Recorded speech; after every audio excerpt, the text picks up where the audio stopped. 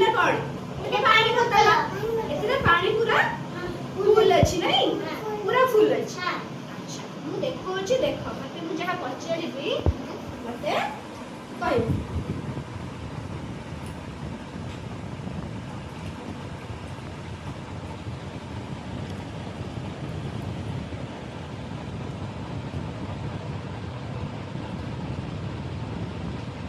ସବୁଥିରେ ପାଣି ଫୁଲ ହେଇଗଲା ମତେ କହିଲା ଦେଖି ସବୁଠାରୁ କମ ପାଣି କୋଉଥିରେ ଅଛି?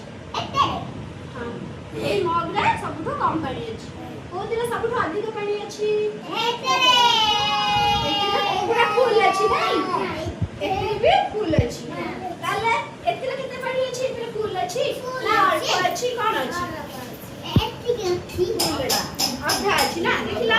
ଏବେ ମତେ କହିଲା ଏଥିରେ କଣ ଅଧା ଅଛି ନା ଫୁଲ ଅଛି ନା କଣ ଅଛି? ଫୁଲ ହେଇଗଲା ନାଇଁ ତାହେଲେ ଏଥିରେ ପାଣି କମିଗଲା ଏଥିରେ ପୁରା କମ ପାଣି ହେଲା।